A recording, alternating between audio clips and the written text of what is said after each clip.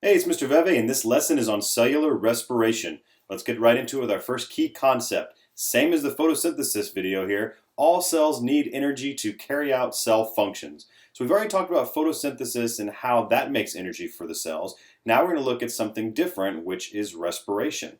But first we have to talk about ATP, the energy currency for the cell. What is it? What's its structure? Well, ATP stands for adenosine triphosphate, and it's a molecule that contains energy that the cell can use. And you look on the right side there, you see an adenosine molecule, so you've got adenine plus a sugar molecule, and that together makes adenosine, and then the triphosphate part is, well, three phosphates attached to that adenosine molecule. So like I said, ATP is the currency, the energy currency of the cell. So when a cell needs energy to do something, complete a process, it pays for it with ATP. So the other thing we have to look at is what ATP versus ADP is and how that whole process works. So if ATP is adenosine triphosphate, you got it, adenosine diphosphate is ADP, one less phosphate. So if we're starting at the top of this cycle here, we see ATP. If we remove a phosphate, that gives us energy that the cell can use for functioning. And then so now we've got this ADP floating around in the cell, and if we add a phosphate back to it, that's by using energy that we've gotten from breaking down molecules, we can remake that ATP to then use. So it's a nice big cycle. Take a phosphate off, we have energy to use. Use energy to put the phosphate back on, we have ATP again. All right, so let's talk about cellular respiration. What is it exactly? It's the process of converting chemical energy from food into usable energy, which is that ATP. So the main organelle that we're looking at here is mitochondria. They're the ones that carry out the majority of cellular respiration for cells. That's eukaryotes. So what organisms do cellular respiration occur? Well, all organisms must perform cellular respiration. All right, so that includes organisms that use photosynthesis as well. All organisms will perform cellular respiration. Not all organisms will perform photosynthesis. So where does it occur? Like we said, in the mitochondria of eukaryotes. Okay, so there's that structure that you see in eukaryotes, the powerhouse of the cell. But do prokaryotes perform cellular respiration since they don't have mitochondria? Well, we said all cells perform cellular respiration, so they must, right? Well, here's a little graphic here. So prokaryotes, they perform cellular respiration. They do in their cytoplasm, or sometimes in the inner part of their cell membrane. That can happen. Since they don't have mitochondria, they have to do it somewhere else. But yes, they still do it, and that's a very important point to remember. So the equation, the all-important equation for cellular respiration is this. We've got the reactants, which are glucose, that's your matter and energy, and then you've got oxygen, which is matter itself. So glucose and oxygen are converted into carbon dioxide, water, and ATP, energy. So remember, your carbon dioxide and water are your matter, and then ATP is your energy.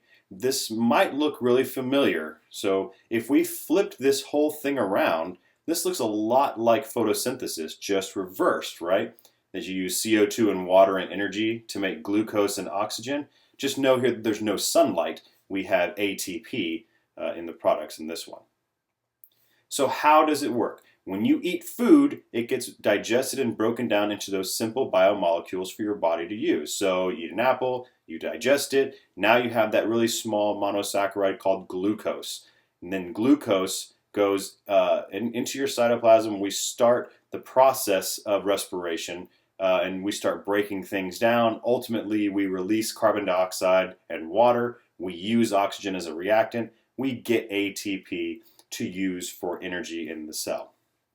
So in the presence of oxygen, and we'll talk about this a little later, that glucose will be broken down and it gets converted into usable energy. The presence of oxygen part, like I said, we're going to come back to later, but that is an important point. So how does it begin? So respiration begins with glycolysis, the process of breaking down that glucose into something else that can be used. Glycolysis, and this is very important, occurs in the cytoplasm without oxygen.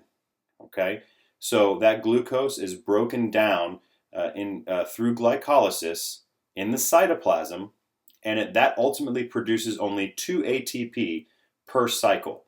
All right, then the products of glycolysis then move into the mitochondria where a lot more ATP is produced. And I'll show you a chart here in just a second. So we've got this. The glycolysis, as you can see, the red box is the first thing that happens. That happens in the cytoplasm. Then you send a couple of molecules of pyruvic acid. That's not as important to remember, but you want to know that you get a couple of ATPs out of glycolysis, and then those products go into the mitochondria through the Krebs cycle and then the Electron Transport Chain, and that produces the majority of your ATP. All right, so you get a couple in glycolysis, and then you get about 32 to 34 more inside the mitochondria. Okay, so very important to remember those numbers. So, like I said before, with or without oxygen, that whole in the presence of oxygen thing, we're going to come back to that. Oxygen is a big deal.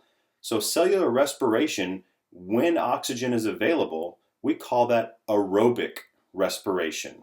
Because when you do aerobic exercise, that is when you need a lot of oxygen.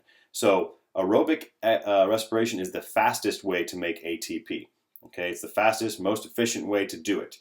But if your body does not have a whole lot of oxygen available, it can also go through what's called anaerobic respiration without oxygen.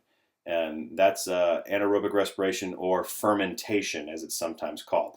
So I'm going to show you 2 different examples of anaerobic respiration.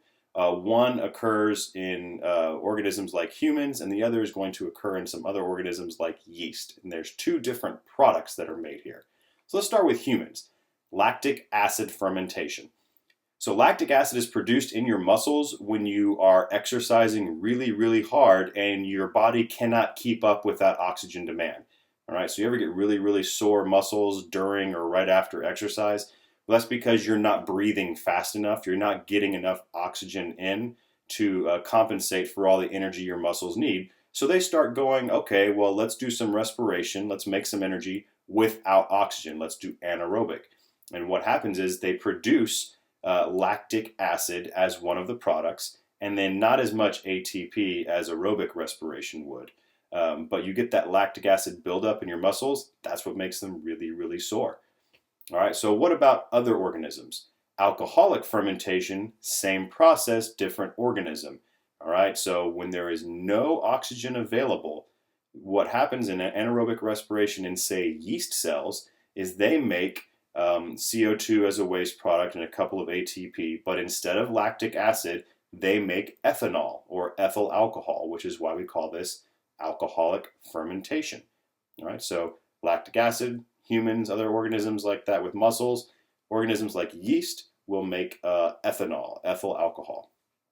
So this last chart here shows you a good breakdown of a couple of things. We've got, okay, you get organic compounds in your food and you eat them, then glycolysis breaks them down, gives you 2 ATP. Now, if there is oxygen present, you go down to the right and you do aerobic respiration and you get about 34, 36 more ATP from that process. If there's no oxygen, you go through anaerobic fermentation, and that will produce lactic acid or ethanol, depending on which organism you're looking at. And the cell will actually continue to make ATP through glycolysis if you're doing anaerobic respiration as well. But as you can see, glycolysis doesn't yield you as many ATP, so it's not the preferred way to do it.